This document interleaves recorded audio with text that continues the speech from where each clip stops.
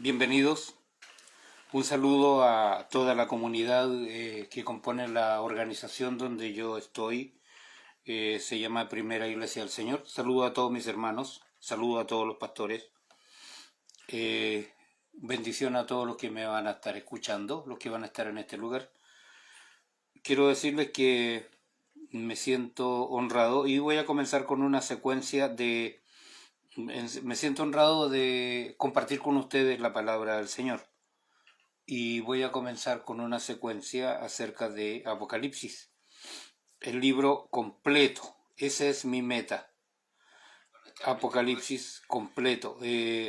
Voy a tratar de ir enlazando el libro de Apocalipsis, las diversas enseñanzas. Voy a partir en este primer video con una explicación. No voy a hacer videos cortos de una media hora o 45 minutos a lo mucho, pero espero que ustedes, espero sus comentarios, eso me ayuda mucho.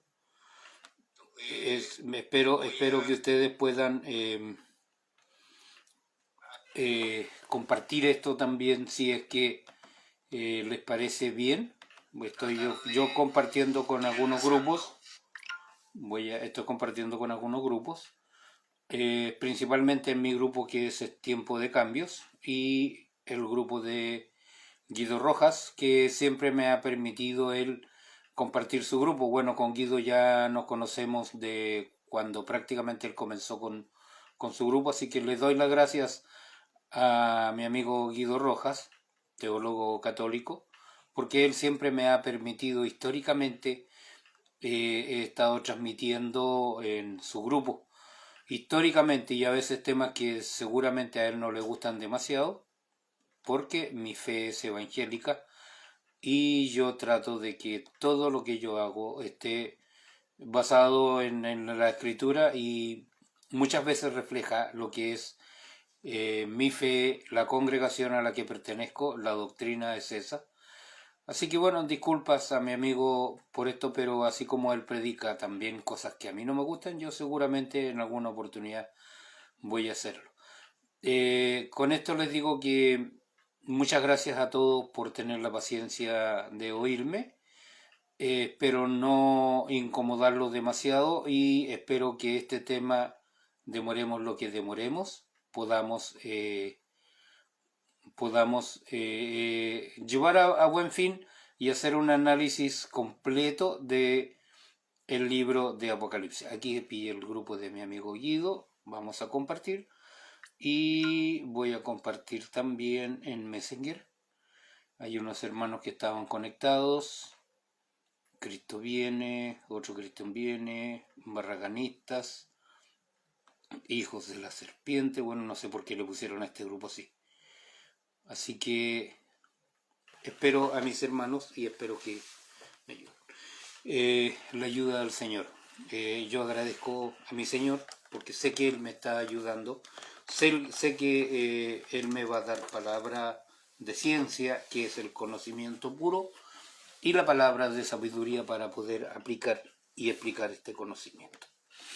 El libro de Apocalipsis parte con un texto que dice la revelación de Jesucristo que Dios le dio para manifestar a sus siervos las cosas que deben suceder pronto y las declaró enviándola por medio de su ángel a su siervo Juan.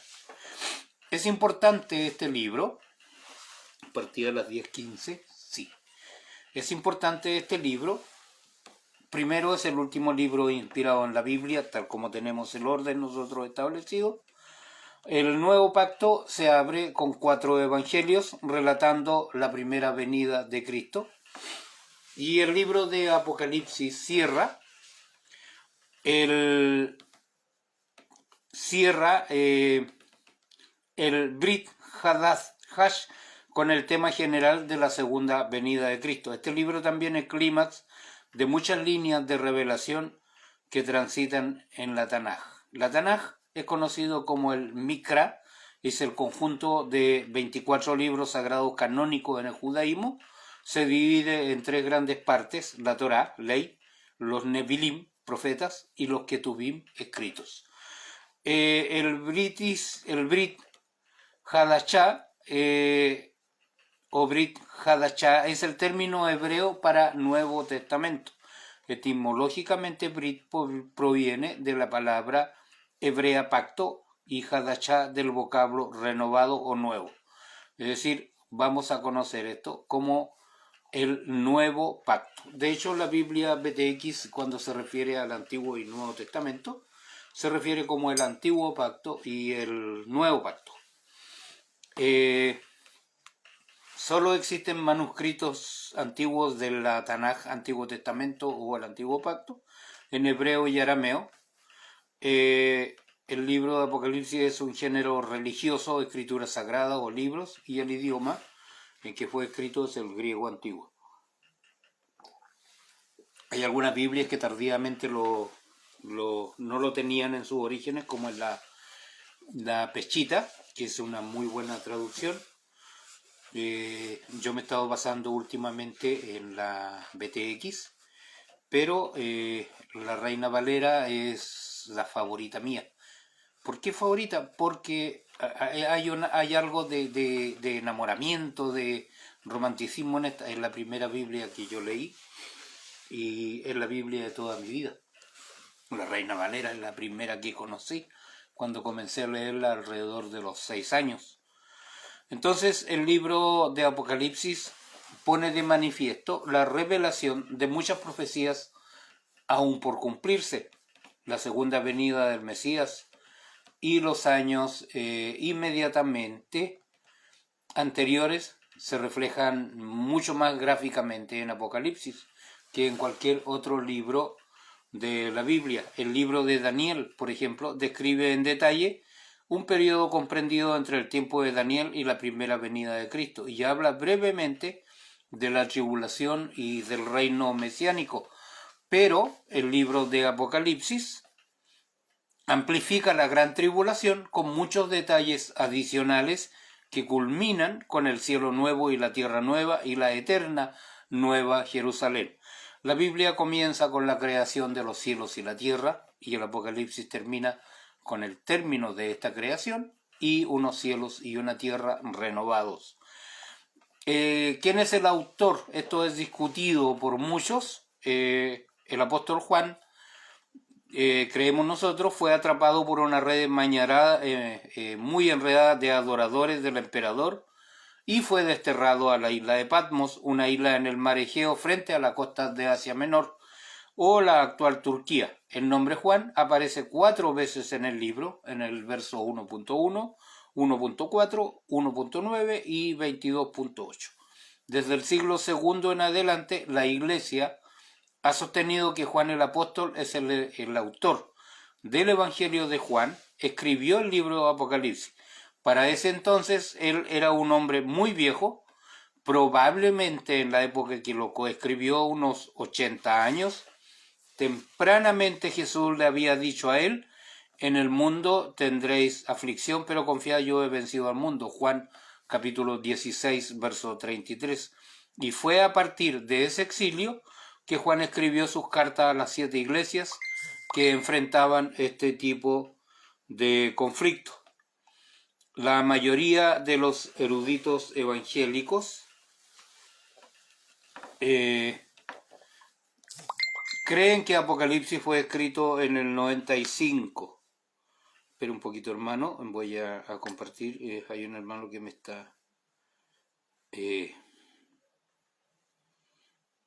está escribiendo. Le voy a anunciar. Ya, lo está viendo. Perfecto, hermano Coelho. Lo conversamos enseguida, una vez que termine el video. Mi muy estimado hermano Luis.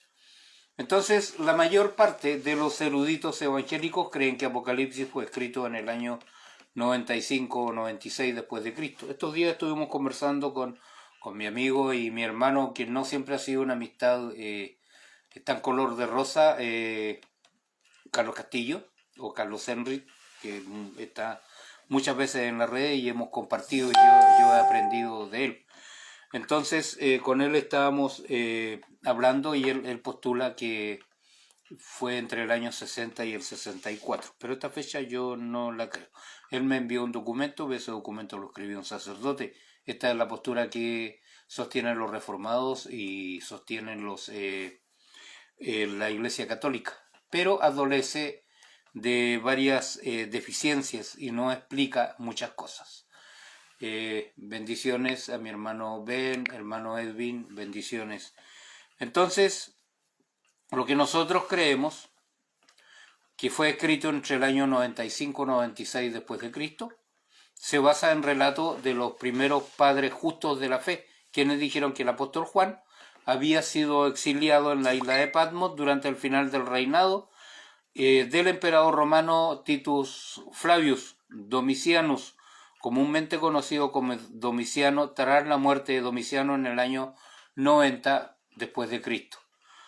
Se informó que a Juan, después de esto, tras la muerte de Domiciano, en el año 96 después de Cristo, se informó que a Juan se le permitió regresar a Éfeso, o sea, no murió en la isla de Patmos.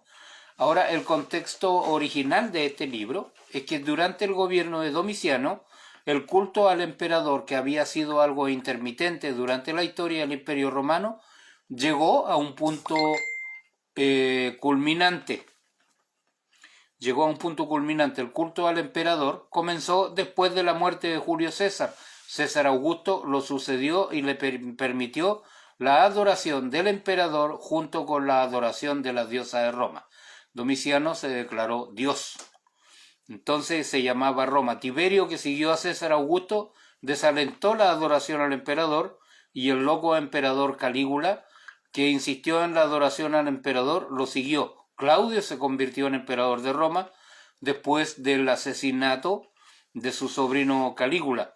Nerón, que siguió a Claudio, no se tomó en serio su propia divinidad y no insistió en la adoración al emperador. Pero luego vino Domiciano, después de una rápida sucesión de 4 pretendientes anodino al trono.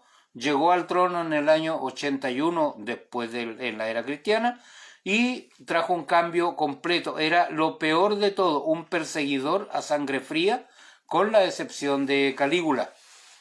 Fue el primer emperador que se tomó en serio su divinidad y exigió la adoración del César.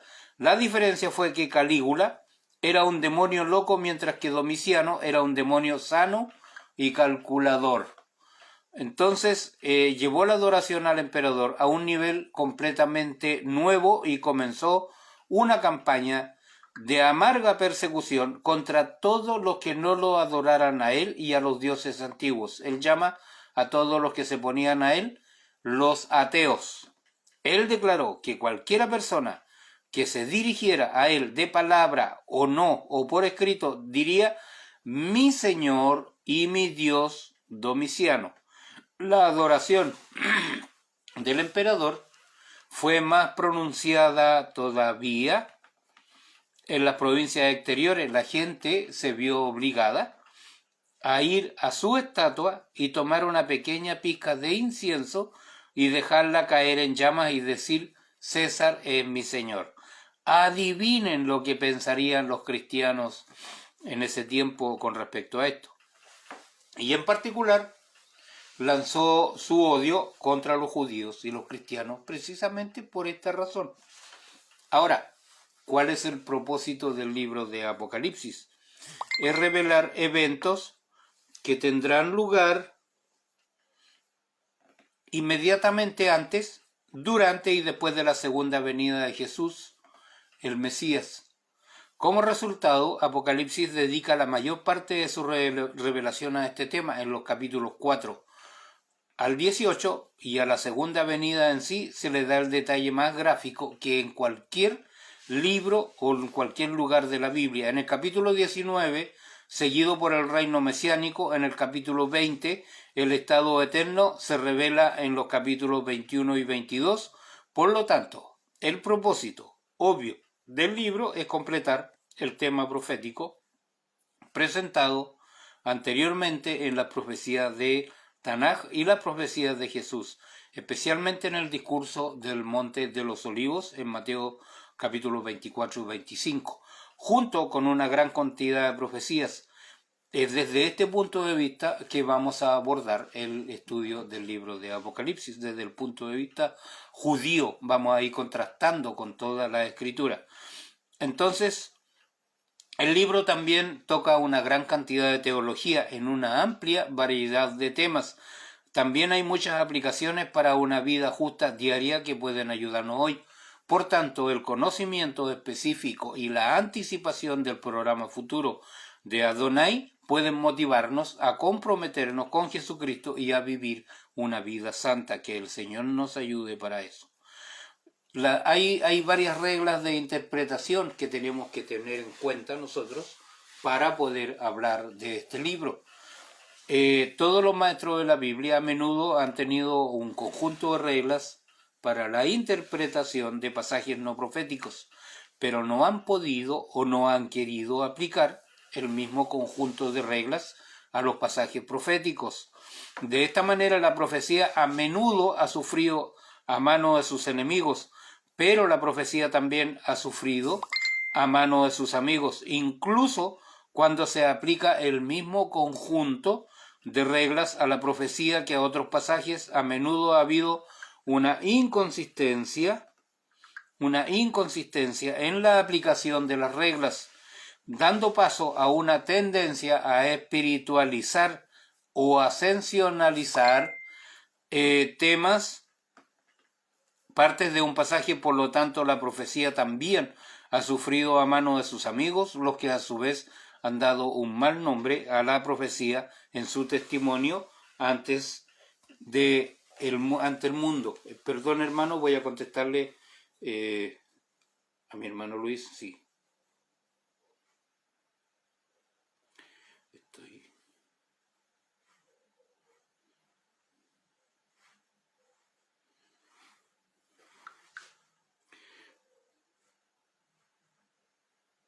Disculpe, ya. Bendiciones a todos. Pastor Mario, bendiciones. O Mario Aedo. Era otro Mario. Este hermano es de Los Ángeles, hermano Luis, acá lo acabo de ver. Bendiciones. Hay, hermanos, 4 reglas básicas de interpretación que son claves para entender una profecía. La primera es llamada la regla de oro de la interpretación. Hermano, cuando el sentido simple de la escritura tiene sentido común, no se debe buscar otro sentido. Por lo tanto, debemos tomar cada palabra por su significado primario, ordinario, usual, literal, a menos que los hechos del contexto inmediato, estudiados a la luz de pasajes relacionados y verdades evidentes, indiquen claramente lo contrario. En otras palabras, esta ley establece que todos los pasajes bíblicos deben tomarse exactamente como se leen, a menos que haya algo en el texto que indique que debe tomarse de otra manera que no sea literal. Si las palabras de la Biblia no significan lo que dicen, entonces nadie puede decir lo que significan. Esto me trae a la memoria lo que muchas personas de la fe reformada dicen con respecto al mundo y con respecto a todo.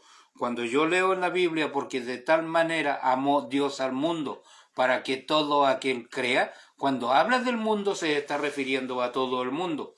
Pero ellos dicen que se refiere a los elegidos, y eso saca de contexto inmediatamente lo que la Biblia me está diciendo, porque inmediatamente después me pone una condicional que me dice que todo aquel que en él cree, o sea, Dios ama a todo el mundo, todo, pero el que en él cree, y esa es la condición.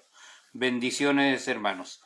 Entonces, si la regla de oro de la interpretación se aplica de manera consistente, se puede evitar gran parte de la profecía de periódico o de diario, como la practican estos hermanos, así como otros errores tales como el amilenialismo.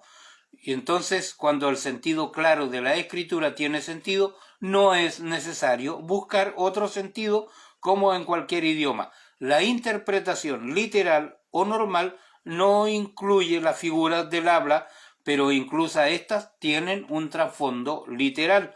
No debemos acercarnos a la Biblia con la idea de que está llena de símbolos que son difíciles de entender. No lo es. Deberíamos acercarnos a la Biblia con la suposición de que se puede entender como cualquier otro libro que se toma literalmente. Las reglas de oro de la interpretación es la primera de las 4 reglas básicas de interpretación y es por mucho la más importante, ya que sienta las bases para las otras 3. Entonces, la segunda ley es llamada la ley de la doble referencia. Y esta ley observa el hecho de que a menudo un pasaje de un bloque de la escritura habla de 2 personas diferentes y 2 eventos diferentes que están separados por un largo periodo de tiempo.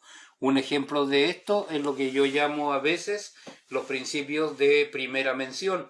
Cuando hay una palabra en la Biblia, yo busco en ella si antes se habló de ese tema, porque todo lo que sigue después con relación a ese tema se circunscribe a la primera mención. Por ejemplo, cuando yo hablo de adoración, busco dónde en la escritura se menciona por primera vez la palabra adoración. Entonces, la primera vez que se menciona la palabra adoración es en el evento de cuando Abraham iba a sacrificar a su hijo por mandato de Dios. Él les dice a sus criados: espérame aquí, porque yo y el muchacho iremos y adoraremos a Jehová. ¿Qué iba a hacer Abraham? Iba a sacrificar a su hijo, al único. ¿Por qué? Porque Dios se lo había mandado y ordenado. Por lo tanto, si yo tomo esta palabra adoración, se circunscribe a que la adoración en un sentido primario es obediencia total y absoluta a la voluntad de Dios. En Apocalipsis, en el capítulo 6, cuando se abren los sellos, se refiere a un jinete que va con un arco en la mano. ¿Quién es el primer arquero mencionado en la Biblia? Es Ismael. Es Ismael. Y todo lo demás, entonces, esa parte tengo que entenderla a la luz de lo que me está mostrando. Entonces, en el pasaje en sí se mezclan estas 2 cosas en una sola imagen, y el espacio de tiempo entre las 2 personas o 2 eventos no se presenta en el texto mismo. El hecho de que existe un intervalo de tiempo es conocido debido a otras escrituras, pero en ese texto en particular no se ve la brecha de tiempo. Un buen ejemplo de esta ley son algunas de las profecías de la Tanaj con respecto a la primera y segunda venida del Mesías. A menudo estos 2 eventos se mezclan en una sola imagen sin indicación de que haya una brecha en absoluto. Zacarías 9, verso 9 al 10 es un buen ejemplo de la ley de la doble referencia. El versículo 9 habla de la primera venida, pero el versículo 10 habla de la segunda venida. Estas 2 venidas se mezclan en una sola imagen sin indicación de que haya una separación de tiempo entre ellas. Otro ejemplo puede ser Isaías capítulo 11, verso 1 al 5. Los versículos 1 y 2 hablan de la primera venida, mientras que los versículos 3 y 5 hablan de la segunda venida. Ahora, con respecto a la segunda venida, nosotros vamos a tomar un hecho que lo describe Pablo y Pedro, que habla del arrebatamiento de la iglesia, y esto no podemos confundirlo nosotros con la segunda venida de Cristo, que son 2 eventos diferentes, separados en el tiempo, poco o mucho tiempo, pero separados en el tiempo. Entonces, hermanos, debido a que muchos de los pasajes proféticos siguen este principio de la ley de la doble referencia, esta es una ley importante para conocer. Esta ley no debe confundirse con otra ley a menudo llamada la ley de doble cumplimiento, que yo no acepto como válido. Esta ley establece que un pasaje puede tener una vista cercana y una vista lejana, por lo tanto, en cierto modo, se puede cumplir 2 veces, y esto no lo veo de esta forma. Aclaro, Isaías 7:14 se usa a menudo como ejemplo de este punto de vista. La vista cercana sería una referencia a un niño que nació en los días de Acaz, pero la visión lejana es la de un niño nacido de una virgen, es el nacimiento del Mesías. Pero un solo pasaje se refiere a una cosa a menos que el texto mismo indique que puede tener muchos cumplimientos. La tercera ley es la ley de recurrencia. Esta ley, hermanos, describe el hecho de que en algún pasaje de la Escritura existe el registro de un evento seguido de un segundo registro del mismo evento, que da más detalles del primero. Por lo tanto, a menudo involucra dos bloques de escritura. El primer bloque presenta una descripción de un evento a medida que transcurre en una secuencia cronológica. Esto es seguido por un segundo bloque de la escritura que trata sobre el mismo evento y el mismo periodo de tiempo, pero brinda más detalles. Un ejemplo de la ley de recurrencia en un pasaje profético. Hermanos, es Ezequiel capítulo 38, verso 1 a 39, verso 16. Ezequiel 38, verso 1 al 23, da una descripción completa de la invasión de Israel desde el norte y la posterior destrucción de un ejército invasor. Esto es seguido por un segundo bloque de la escritura, que es en Ezequiel 39, verso 1 al 16, que repite parte del mismo relato en el primer bloque y brinda algunos detalles adicionales con respecto a la destrucción del ejército invasor. Un ejemplo similar también se encuentra en los primeros dos capítulos de Génesis. Desde el Génesis 1.1 a 2.3 se nos da un resumen de los 7 días de la creación. Génesis 2, verso 3 concluye con el séptimo día, pero después en Génesis 2.4 hasta el final del capítulo 2 tenemos la historia de la creación de Adán y Eva, que es obvio en este pasaje, segundo bloque, que está regresando y dándonos los detalles de cómo exactamente Adán y Eva fueron creados. Y la cuarta ley, con esto voy a terminar para no hacer gravoso y que quede como gustando más. Ya llevo 30 minutos, me parece, partí a las 10:15. La cuarta ley es la ley del contexto, hermanos. Establece que un texto fuera de su contexto es un pretexto. Un verso solo puede significar lo que significa en su contexto y no debe sacarse de su contexto. Cuando se saca de su contexto, a menudo se presenta como algo que no puede significar eso dentro del contexto. Entonces, hermanos, un buen ejemplo de esto es Zacarías 13:6, que dice: y le preguntarán, ¿y qué heridas son estas en tus manos? Y él responderá, con ellas fui herido en casa de los que me aman. Este versículo es usado a menudo como una profecía del Mesías, sacado de contexto. De hecho, parece que se refiere a Jesús, pero el contexto de Zacarías 13, 2 al 6 está hablando de falsos profetas.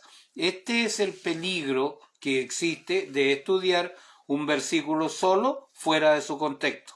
El viejo dicho de que puede probar o se puede probar cualquier cosa usando la Biblia solo es cierto cuando sacas versículos de su contexto. Por lo tanto, estas son las 4 reglas básicas de interpretación que, si se siguen, ayudarán con el estudio de la Biblia en general y de la profecía en particular.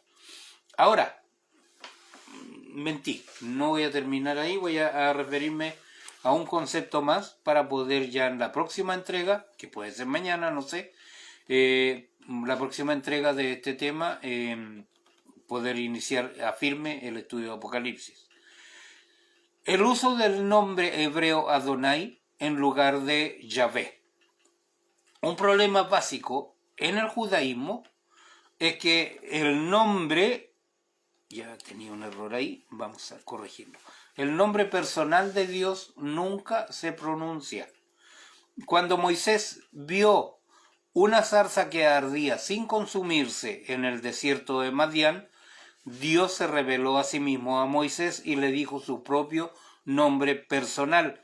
Ese nombre hebreo consta de 4 letras y está prohibido pronunciar el nombre de 4 letras de Dios, la Yod, Het, Bai, Et, también conocido como el tetragramatón, palabra de 4 letras. Hoy Adonai es una palabra usada para referirse a Dios por muchas personas de la fe judía. Los judíos simplemente traducen Yahvé en un tema serio, Yahvé como significando el nombre. El nombre de Dios es un tema serio en el judaísmo. Hay muchas reglas y tradiciones que rodean su uso. Solo al sumo sacerdote se le permitió pronunciar el nombre y solo en el templo, que por supuesto ya no existe, por lo que está prohibido que alguien pronuncie el nombre en cualquier lugar. Como es necesario pronunciar el nombre de Dios durante ciertas ocasiones o oraciones, se tuvo que concebir un cambio para referirse a Él, sin cometer blasfemia. Entonces, cuando leen oraciones que se refieren a Yahvé, muchos judíos van a leer el nombre Adonai. Es una forma de demostrar respeto por el uso del nombre de Dios. La relación entre un nombre Shem y una cosa Dabar tiene un nivel fundamental de importancia en la Sagrada Escritura desde la mentalidad judía. Poner un nombre, hermanos, y ser son lo mismo. Como resultado, los nombres de las personas en el Tanaj reflejan sus características personales. De la misma manera, el nombre de Dios lo refleja a Él y a sus atributos. Por tanto, Dios no tiene muchos nombres, solo tiene un nombre, Yahvé. La letra Yo, Ed, Bab y Hed. Todos los otros nombres en la Biblia describen sus características y atributos.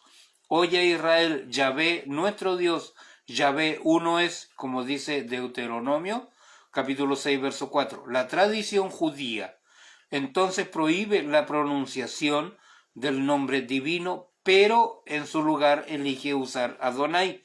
En este comentario devocional, en lugar de Yahvé, el uso del término hebreo Tanaj en lugar de la frase Antiguo Testamento. La palabra hebrea Tanaj es un acrónimo basado en la letra T para Torah, y N para Nevi'im o los profetas y J para Ketubim o las escrituras sagradas. Es la colección de las enseñanzas de Dios para los seres humanos en forma de documento. El término Antiguo Testamento implica que ya no es válido o como mínimo que está desactualizado, algo viejo para ser ignorado o descartado. Pero Jesús, Yeshua mismo dijo: no penséis que he venido a abrogar la ley o los profetas. No vine a abrogar, sino a dar cumplimiento. Mateo 5:17. Como resultado de esto, hermanos, en los temas futuros acerca de Apocalipsis, voy a estar usando el acrónimo Tanaj en lugar de la frase Antiguo Testamento a lo largo de este comentario devocional. Entonces, hermanos, como hemos indicado anteriormente, ya voy a terminar, un punto de vista literal de Apocalipsis acepta desde el 4.1 al 22, verso 21, como verdaderamente profética, construida alrededor de una cronología que comienza durante el tiempo de los gentiles, escrita en la década de los años 90 y se extiende hasta la eternidad, antes de la creación de los nuevos cielos y la nueva tierra, que comienza la era de la eternidad. Habrá un último periodo de 1000 años sobre la tierra llamado reino mesiánico o reino milenial, Apocalipsis 20 del verso 1 al 7.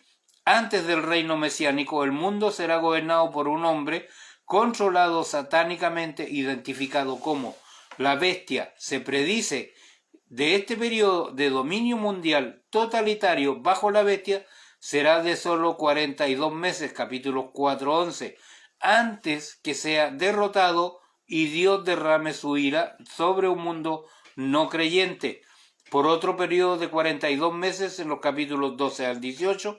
Por lo tanto, hay un periodo final de la historia de 7 años inmediatamente anterior al reino mesiánico. Los capítulos 4 y 5 describen en el fondo una gran escena en el cielo que precede inmediatamente al periodo de 7 años, llamado la gran tribulación en la tierra. Allí en el cielo todos los redimidos, capítulo 5, del verso 8 al 13, van a cantar alabanzas al Cordero de Dios y al Redentor, ¿no es cierto?, de nuestras vidas.